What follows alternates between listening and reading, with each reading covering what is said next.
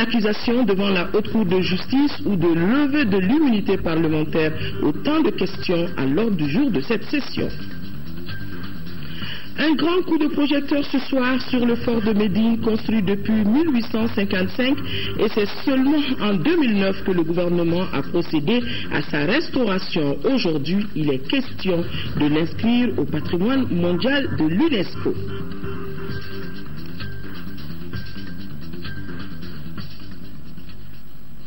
Mesdames, Messieurs, bonsoir et bienvenue dans ce journal. Fini donc les vacances pour les députés qui ont repris le chemin de l'hémicycle à la faveur de la session budgétaire de l'institution qui s'est ouverte cet après-midi. Cette session sera l'occasion pour les députés de procéder à l'examen et à l'adoption du budget d'État 2015. Cette session permettra également aux élus de la nation d'examiner des dossiers de demande de mise en accusation devant la Haute Cour de justice et de la levée de l'immunité de certains parlementaires. Mohamed Diarra était présent cet après-midi à l'hémicycle. Nous pouvons suivre son compte-rendu.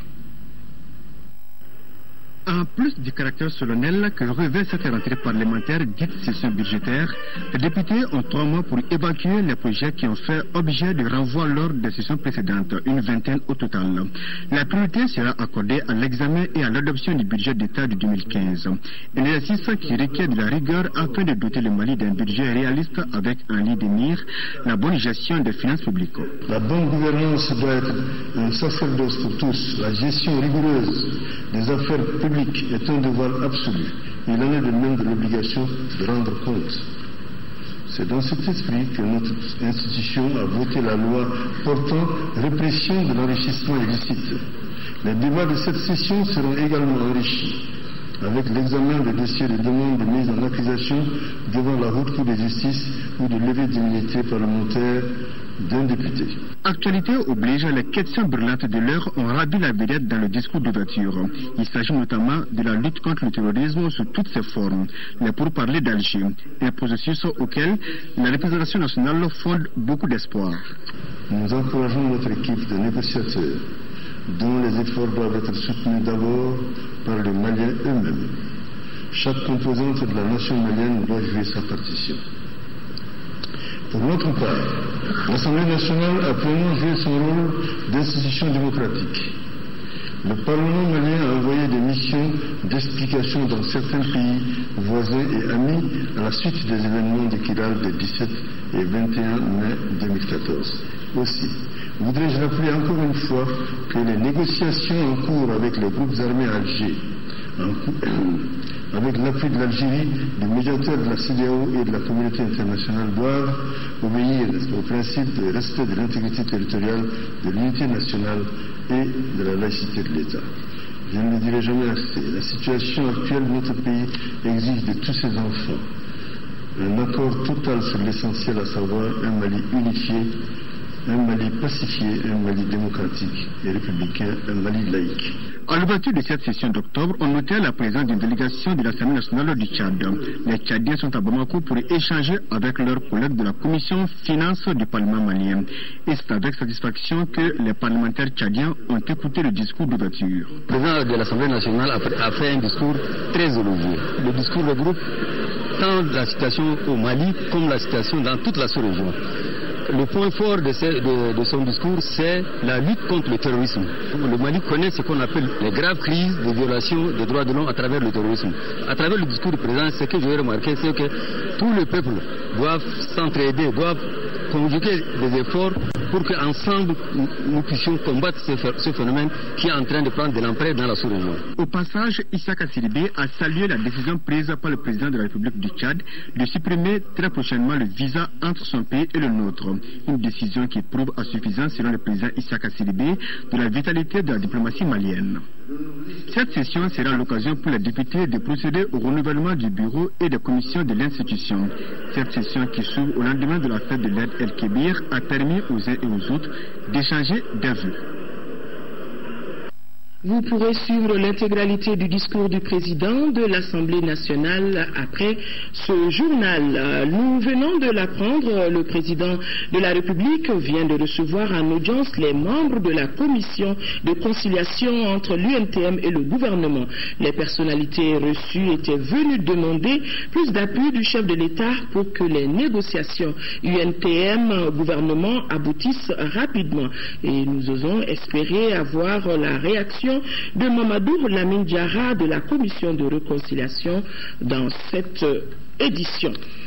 Le centre de recherche Point Sud veut apporter sa contribution à la compréhension et à la résolution des crises en Afrique en général et dans notre pays en particulier. Dans cette optique, Point Sud a regroupé une vingtaine de chercheurs venus d'Afrique et d'Europe autour du sujet culture démocratique en Afrique, construction narrative de l'autorité et le leadership.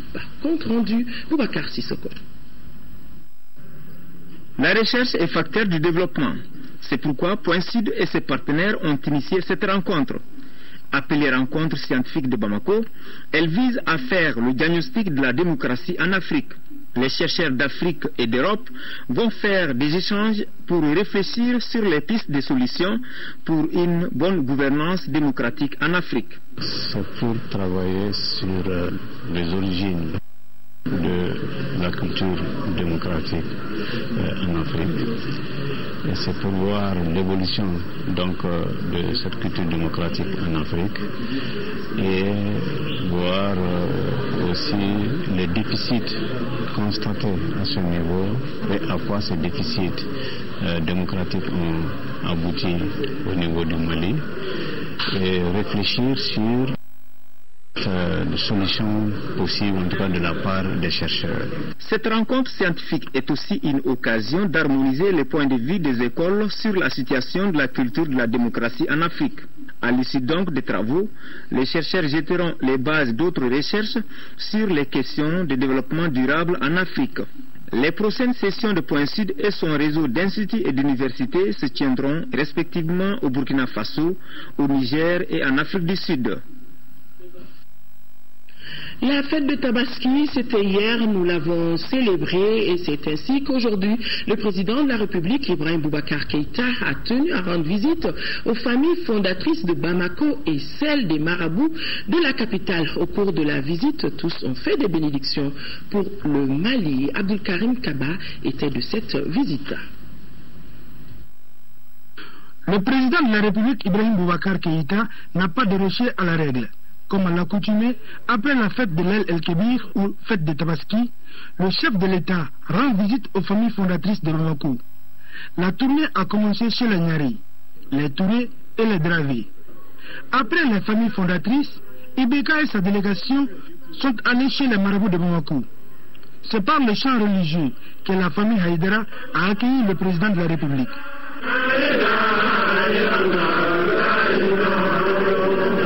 Avant d'aller à la famille Calais, les Kouroumagans ont reçu la visite du président au Misirikoroни de Bamako. Ibrahim Boubacar Keïta s'est ensuite rendu à la famille Kali. Partout où il est passé, il a été question de la vie de la nation. Tous ont formulé des vœux de paix, de l'entente, la réconciliation et le pardon dans un Mali un et indivisible. Un mot du pèlerinage 2014. Vendredi dernier, tous les pèlerins ont rallié le mont Arafat. Arafat étant l'étape la plus importante du Hajj, c'est ce jour que tous les péchés sont annulés. Les pèlerins maliens ont mis à profit cette journée exceptionnelle pour organiser une prière pour la paix et la cohésion sociale. Une mobilisation très reçue grâce à une mutualisation des ressources entre les agences privées et la filière gouvernementale. Une cérémonie de prière dirigée par Mamadou Diallo, imam de Torokorobougou, et présidée par le ministre des Maliens de l'extérieur en présence du ministre de la Réconciliation nationale, le secrétaire général adjoint de la présidence et du délégué général du Hajj, tous présents à la Mecque pour les besoins du pèlerinage 2014. Nos envoyés spéciaux, nouvelle qui nous a été rapportée par nos envoyés spéciaux Moussa Hari Maïga, Ismaël Ouedraogo et Modibo Fofana. Ici à Bamako, fini les vacances scolaires. La rentrée des classes 2014-2015 est prévue pour demain mardi 7 octobre. Et cette rentrée concerne les établissements de l'éducation préscolaire et spéciale, de l'enseignement fondamental, de l'enseignement normal, de l'enseignement secondaire général et de l'enseignement technique et professionnel. En prélude à l'événement, Madame le ministre de l'Éducation nationale n'a pas dérogé à la tradition. Elle est au micro de Lamine Keïta. Cette rentrée scolaire 2014-2015 s'inscrit dans le contexte particulier de la période post-crise, avec ses multiples conséquences sur le système éducatif, comme la non-ouverture des portes de certaines écoles, principalement dans la région de Kidal. Pour répondre à la crise, le ministère de l'Éducation nationale, en collaboration avec ses partenaires, a élaboré et mis en œuvre un plan d'urgence dont la vocation était de consolider les acquis du système et de recréer les conditions d'un retour à l'école pour les milliers d'enfants qui ont vu leur outil de travail entièrement ou partiellement détruit. Ce plan d'urgence a été relayé par un plan intérimaire qui, outre qu'il définit et traduit notre vision du changement, assure la transition vers un programme décennal de développement de l'éducation de deuxième génération, PRODEC 2. En ce qui concerne les établissements privés, l'adoption d'un cahier de charges et le contrôle de l'effectivité de son application constitueront des garanties pour l'amélioration des prestations dans ces établissements. Dans la perspective de la rentrée scolaire 2014-2015, l'attention accordée jusqu'ici aux régions du nord du pays devra être soutenue à l'effet d'accélérer le retour des enfants à l'école. L'amélioration de la qualité de l'éducation constitue un chantier prioritaire pour notre gouvernement. Pour relever ce défi, nous devons nous mobiliser pour rechercher en permanence l'excellence. En vue de la rentrée scolaire donc demain, déjà à Kémassina, en 4e région, un important lot de matériel scolaire et de vélos ont été distribués aux élèves de l'ensemble des communes du cercle. Nos envoyés spéciaux Alpha Meiga et Karunga à Konati. Ce geste annonce bien la rentrée scolaire 2014-2015 à Kémassina et du coup soulage les parents d'élèves de la localité. Ça, c'est un grand geste. Il va contribuer à la réduction des dépenses.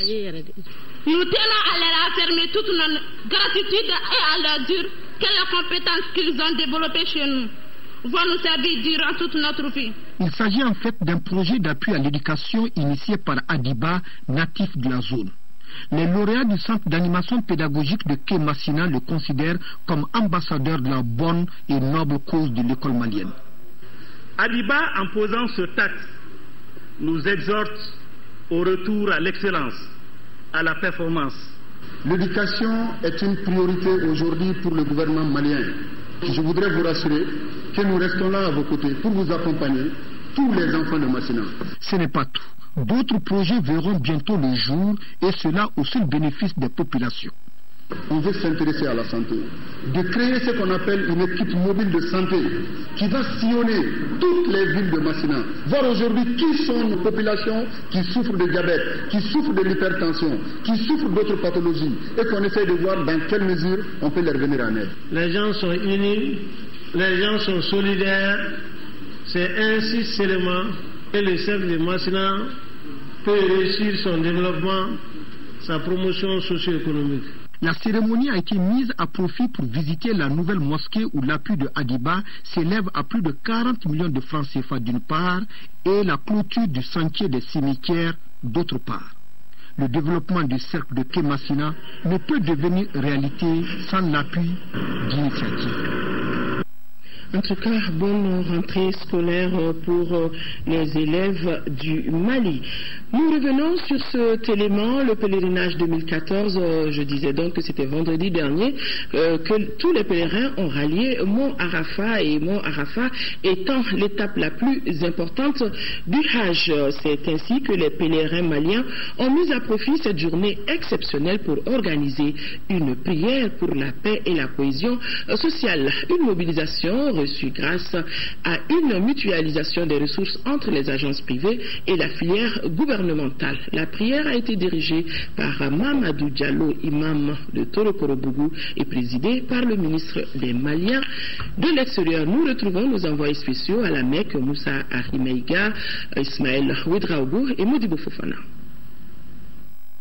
Il y a plus de 1400 ans, le monde musulman du Mali s'adresse à l'ensemble du monde entier pour dire nous voulons un pays de paix. Les Maliens réconciliés avec eux-mêmes et dans un pays qui aspire à la paix et à la réconciliation nationale. Dieu soit témoin. Dieu soit témoin. Dieu soit témoin. Tel a été le message porté par l'imam Mamadou Diallo, entouré de toute la crème du monde islamique du Mali, ici à Arafat, ce jour béni pour dire aux Maliens qu'ils ont tout à apporter ensemble pour réussir la paix. C'est une initiative qui vient de la communauté malienne elle-même, qui est consciente des difficultés que connaît notre pays et qui a décidé par elle-même de lire le Coran pour prier pour faire la paix dans notre pays. Je prie le Tout-Puissant vraiment que toutes les prières soient exaucées. Nous sommes là en tant que Maliens, tous unis de toutes les régions.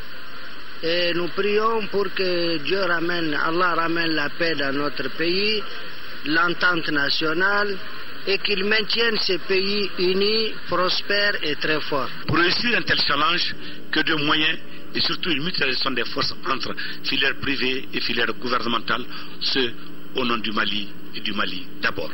Pour que cet objectif puisse être atteint, l'objectif d'être ici aujourd'hui à Arafat, il a fallu qu'on mutualise les efforts pour le bonheur de tous les pèlerins sans aucun calcul. Les personnes âgées réfléchissent sur les voies et moyens d'un retour définitif d'une paix durable dans notre pays. C'est ainsi qu'elles ont organisé ce lundi matin à la Maison des Aînés de Bamako une conférence sur le thème les vertus du pardon et de la réconciliation. Les échanges s'inscrivent dans le cadre des activités de la 20e édition du mois de la solidarité et de la lutte contre l'exclusion. Fademba Keita, compte rendu. Selon Dr Simaga, il y a 16 grandes ethnies au Mali, parmi lesquelles les Maures, les Arabes et les Touaregs. Donc, traiter de solidarité, de paix et de réconciliation fait partie de nos valeurs sociétales. C'est pourquoi le Conseil national des personnes âgées du Mali a initié la présente conférence sur le thème « Les vertus du pardon et de la réconciliation ». L'espace qui regroupe la plupart des sensibilités du pays est une recherche de solutions à la crise malienne. Nous voulons vraiment qu'on trouve une bonne solution pour la gestion du Mali. Ça ne peut pas partir sans la bonne éducation. Au sein de la famille, au sein quand même du pouvoir. Fait en sorte que les enfants soient des citoyens de demain à part entière. Il faudrait qu'on soit des patriotes, n'est-ce pas, dans ce pays pour qu'on soit tous debout comme un seul homme face à l'adversité. Pour le conférencier, au-delà du recours à la médiation traditionnelle, les Maliens ne doivent pas occulter les 4 grandes qualités enseignées d'antan. Se connaître pour mieux connaître les autres, s'accepter, avoir confiance en soi et s'estimer. Il faut maintenant créer entre nous, revivifier la solidarité. Il n'y a pas d'État sans solidarité. Peut-être que maintenant que le Nord et le Sud soient solidaires.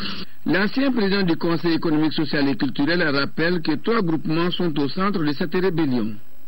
Par ailleurs, il précise que la mauvaise gouvernance est le fruit de cette crise. Toutes les rébellions qu'on a eues dans ce Mali-là, c'est lié à 3 groupements. Les Ifoga de Kidal, les Kerantassar, et puis les Arabes d'Arawan, de Taoudeli. Ce qu'on oublie de dire, tous les États qui se sont succédés sur cette aire géographique-là ont été des États guerriers. La tolérance et la bonne foi, 2 valeurs cardinales de notre société, l'implication des maîtres de la parole que sont les griots, la cohésion, l'interdépendance sont autant de passages pour revenir au consensus. Avant de poursuivre ce journal, ce communiqué du ministre de l'Intérieur et de la Sécurité qui invite les mandataires des candidats à l'élection législative partielle dans la circonscription électorale de Yorosso à venir valider la maquette du bulletin de vote à la Direction générale de l'administration du territoire demain mardi 7 octobre 2014 à 10h. En 5e région, clôture des travaux de la première session de la Cour d'assises de Mopti, cela au titre de l'année 2013-2014. Après 2 semaines d'activité, 24 affaires ont pu être jugées sur les 39 qui étaient inscrites au rôle et les peines prononcées vont d'1 an d'emprisonnement avec sursis à la peine de mort. Mopti, Yacouba Meiga. Cette première session de la Cour d'assises de Mopti au titre de l'année judiciaire 2013-2014 a comblé les attentes malgré les difficultés de fonctionnement que les juridictions du ressort de la Cour d'appel de Mopti, singulièrement celles des régions du Nord, connaissent suite à la crise que le pays a vécue. Qu'à cela ne tienne, 39 affaires ont pu être également inscrites au rôle de cette session qui a duré 2 semaines. Je me dois d'attirer l'attention des juges d'instruction sur la nécessité d'accélérer l'instruction des dossiers dont ils sont saisis, afin d'une part que les personnes poursuivies et inculpées devant eux puissent être traduites dans un délai raisonnable devant la chambre de jugement, et d'autre part qu'elles ne soient pas obligées de mettre en liberté pour la raison que les délais de détention provisoire sont arrivés à expiration. Sur les 39 dossiers, nous avons pu juger 24. Et il y a eu des dossiers qui ont été renvoyés au nombre de 13. Ce qui nous donne un pourcentage, quand on fait le calcul, de 61% de réussite. J'avoue que pour une première fois, c'est une très bonne chose. Parmi les dossiers, les crimes de sang sont les plus nombreux, suivis des atteintes aux mœurs. S'agissant des peines prononcées, elles vont de 1 an d'emprisonnement avec sursis à la peine de mort. Restons dans la région pour dire que face à l'idée de fédéralisme réclamée par le MNLA et alliés, les populations de Koro disent non à toute forme d'indépendance, d'autonomie ou de fédéralisme. Elles ont organisé, à l'instar des autres localités, une marche de soutien au gouvernement. Mahamar Ibrahim Touré a suivi la marche pour nous. Dès l'annonce de l'idée de fédéralisme réclamée par le MNLA et ses alliés, des vives réactions ont suivi. Les patriotes sont mobilisés, les Maliens ont dit non à toute forme d'indépendance, d'autonomie et de fédéralisme. Les populations de Koro ne sont pas restées en marge. Elles ont choisi le samedi 4 octobre 2014, jour de la foire, pour organiser une marche de soutien aux autorités du Mali. Partie du cœur du marché, elle s'est achevée à la préfecture où les marcheurs ont remis une déclaration aux autorités locales. Nous, population du cercle de Koro, nous sommes pour un Mali un et indivisible. Nous soutenons le gouvernement dans son action pour le dialogue, pour la paix. Vive le Mali est indivisible. Cette forte mobilisation, surtout en ce mois de solidarité, témoigne à suffisance votre solidarité et votre soutien aux plus autorités de notre État. J'ai pu noter avec satisfaction votre détermination pour la forme républicaine et la nécessité de notre État. Les autorités locales ont promis de remettre la déclaration des populations de Koro acquis des droits. Et les populations de la 6e région continuent de protester contre toute division du pays. Le Conseil local de la jeunesse de Direy, avec ses partenaires de la société civile, a organisé une marche pacifique pour manifester son attachement au Mali un et indivisible. Tombouctou, Yeya, Tandina. Maliens nous sommes, Maliens nous le demeurons. C'est par ce slogan que la jeunesse de Direy, soutenue par toutes les sensibilités, nomades comme sédentaires, a organisé cette marche pacifique pour réitérer son attachement à un Mali un et indivisible. Non à l'autonomie, non à l'indépendance, non à un quelconque fédéralisme, non à un quelconque état fictif de l'Anawad. Nous, jeunes et membres de la société civile, exprimons ici et maintenant notre soutien total aux autorités de notre pays dans leur effort de reconstruction du Mali et du renforcement de l'unité nationale. Parti du grand terrain appelé terrain de sable, en passant par le marché pour finir à la préfecture par la remise du message aux autorités administratives. Que le message sera transmis au gouverneur dès que possible. Et le gouverneur à son tour va transmettre aux autorités jusqu'à Bamako. Les organisateurs ont gagné le pari de la mobilisation.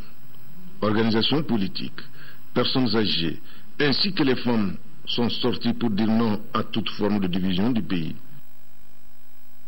Élan de solidarité, distribution de repas, de viande, des remises effectuées ces 2 jours aux personnes nécessiteuses de la capitale et d'autres régions du pays. Ces opérations sont du Haut Conseil islamique du Mali, de la communauté turque et de la mosquée bleue de Cergy-Pontoise en France. Commentaire Fademba Keita. L'opération Tabaski organisée par la communauté turque au Mali a eu lieu hier après-midi au collège Horizon. Plusieurs associations humanitaires turques se sont donné la main pour offrir plus de 1000 bœufs à 35 000 familles au Mali. Une action qui a été saluée par nos autorités.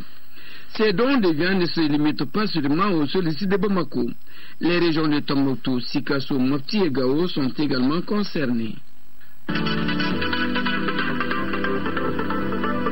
2850 plats distribués aux malades des centres hospitaliers du sud de Bamako et de Kati, aux détenus des maisons d'arrêt des 2 villes et au centre de rééducation de Bolé. L'activité initiée par le Haut Conseil islamique du Mali s'inscrit dans le cadre de l'opération Tabaski et de l'appui aux personnes en situation difficile. Les cérémonies de remise aux différents bénéficiaires, ponctuées de lecture de Coran, sont présidées par Mahmoud Diko, président du Haut Conseil islamique du Mali. Les fidèles musulmans de la mosquée bleue Cergy-Pontoise en France viennent d'offrir 18 bœufs aux personnes démunies de Gao pour la Tabaski. Les bénéficiaires ont apprécié ce geste qui est à sa 2e édition. Les élèves des écoles coraniques, les déplacés du Nord et autres personnes nécessiteuses des 2 rives du fleuve Niger ont reçu ce lundi des dons de viande.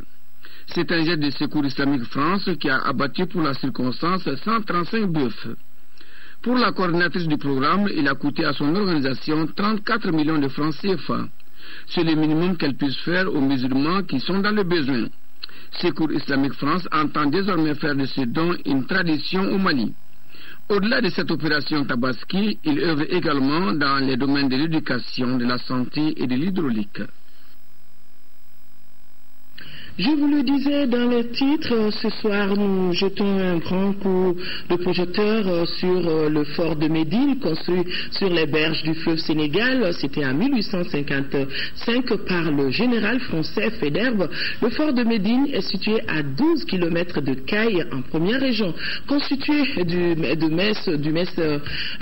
officiers de l'école des otages de la tour de guet, de l'ancienne gare, du chemin de fer, du cimetière militaire. Le fort de Médine a été restauré en 2009 par le Mali suite à son délabrement très avancé à plus d'1,4 milliard de francs CFA. Le projet de classement du fort de Médine au patrimoine mondial de l'UNESCO est en bonne voie. Suivez ce dossier de Kansoutou Kanouté depuis Caille.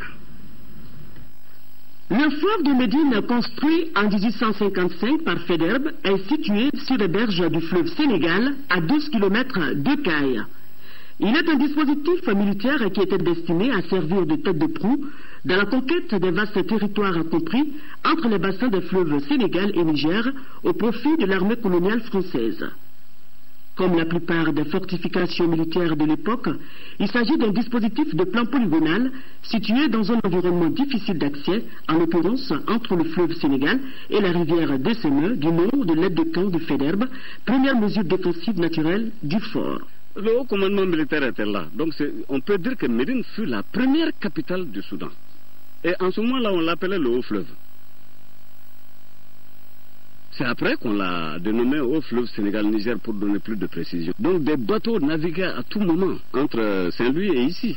Constitué d'un mess des officiers, d'une école des otages, d'une tour de guette, de la rivière des Semets, de l'ancienne gare du chemin de fer, du cimetière militaire, la parcelle du fort de Médine a été achetée à l'époque par Federbe pour sa construction à 1200 francs CFA, accompagnée de cadeaux d'une valeur de 5000 francs. On ne peut pas parler de Médine sans toucher la famille fondatrice. Il s'agit de la famille Diallo et les mystères qui ont marqué l'histoire de Médine. Le fondateur lui-même, c'est Hawa Demba Diallo. Hawa Demba Diallo est monté sur le trône de Khasso à partir de Konyakari. C'est après son père Diba Sambala et son oncle Moussa Koy. C'était en 1803. Le fort de Médine était dans un état de délabrement très avancé. Face à cette situation, le gouvernement a décidé en 2006 de procéder à sa restauration et cela a coûté à l'État malien plus d'1,4 milliard de francs CFA. Et au jour d'aujourd'hui, tout est en train d'être mis en œuvre par les plus hautes autorités du pays pour que le projet de classement du fort de Médine au patrimoine mondial de l'UNESCO soit une réalité. Et ce projet de constitution du dossier de classement du fort de Médine a commencé en premier lieu en avril 2013 avec le chef de la cellule de documentation de la Direction nationale du département culturel, M. Ousmane Kodé, et moi-même. Nous avons fait 2 semaines à Abidjan autour du projet. De sa date de restauration en 2009 jusqu'à ce jour, le constat que l'on peut faire est qu'il y a eu une augmentation du nombre de visiteurs. En 2013, les statistiques nous ont montré à plus de 1000 visiteurs au niveau du fort. Les populations de Médine ont non seulement réussi à conserver les matériaux du fort, qui étaient en état de délabrement très poussé, elles ont aussi contribué à la main-d'œuvre lors des travaux de restauration. Il y a un comité qui a été mis en place, dont le gouverneur est le président de ce comité. Et la commune aussi est membre de ce comité. C'est au sein de ce comité que nous allons pouvoir travailler pour que le fort de Médine soit rentable non seulement pour la commune, mais aussi pour tout le Mali. À noter que les travaux de restauration du fort de Médine sont arrêtés depuis la crise de 2012. Nous sommes lundi et notre chronique santé s'intéresse ce soir à la tuberculose vertébrale, une maladie qui devient de plus en plus un problème de santé publique à cause de ses sources multirésistantes de son agent pathogène et constitue une source d'inquiétude pour les agents de la santé. Selon l'OMS, près d'un tiers de la population est contaminée par le virus. La maladie engendre une perte de poids et le microbe de la tuberculose peut s'attaquer aux vertèbres et aboutir à la tuberculose vertébrale. Focus Santé, une réalisation de Tissera Emmanuel Dambélé.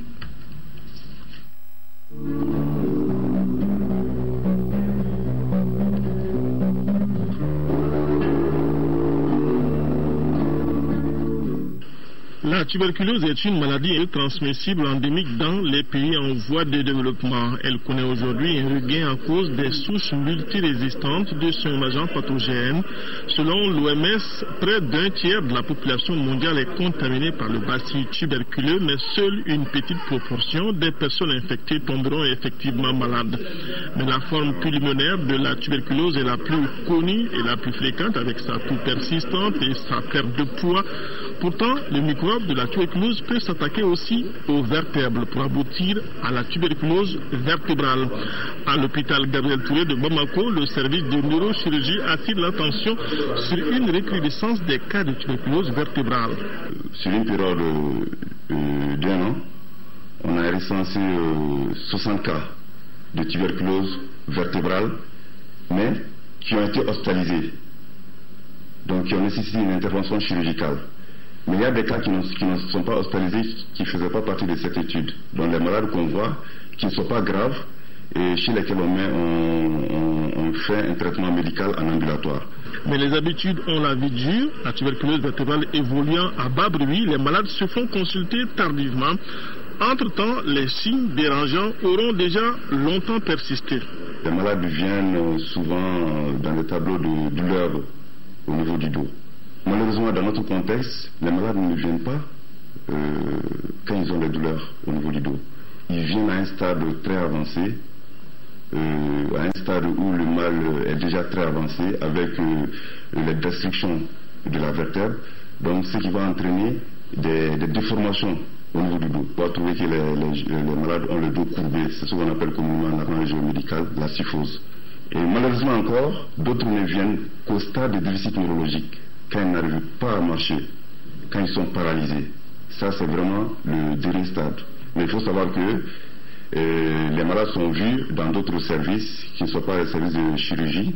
C'est des malades qui ne sont pas au stade chirurgical, qui sont vus par les pneumophysiologues, qui eux aussi voient beaucoup de cas de tuberculose vertébrale. En neurochirurgie, la prise en charge n'est pas que médicale, elle nécessite aussi une opération.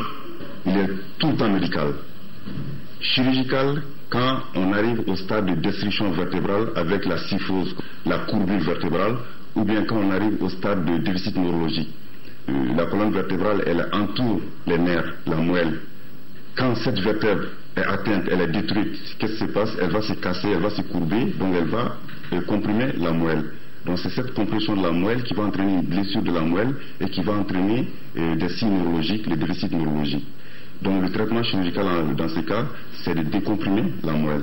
Les personnes qui sont en contact permanent avec des tuberculoses, celles qui ont un antécédent de tuberculose pulmonaire ou qui sont sous chimiothérapie, les dialysés et les immunodéprimés sont ceux qui sont le plus à risque face à la tuberculose. Mais il existe plusieurs niveaux de protection contre la maladie en général, la vaccination dès la naissance et surtout aérer les maisons pour éviter la promiscuité qui facilite la transmission par voie aérienne.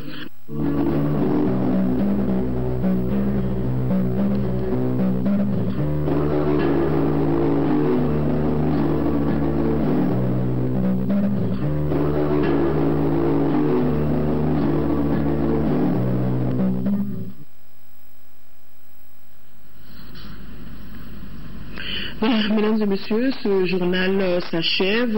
Demain, nous vous proposerons l'audience que le président de la République a accordée aux membres de la commission de conciliation entre l'Union nationale des travailleurs du Mali et le gouvernement. Les personnalités qui ont été reçues étaient venues demander plus d'appui du chef de l'État pour que les négociations UNTM-gouvernement aboutissent très rapidement. Donc, cette audience dans nos éditions de demain est juste après ce journal. La rentrée parlementaire, c'était cet après-midi. Vous pourrez suivre l'intégralité du discours du président de l'Assemblée nationale. Voilà, mesdames et messieurs, merci d'avoir suivi ce journal. Le travail reprend son cours normalement demain, après un long week-end de fête de Tabaski. Demain, 10h-13h, Amadou Sankaré, je me ferai le plaisir d'être là pour les éditions du soir. Encore une fois, bonne rentrée scolaire pour les élèves du Mali. Au revoir, excellente nuit à tous.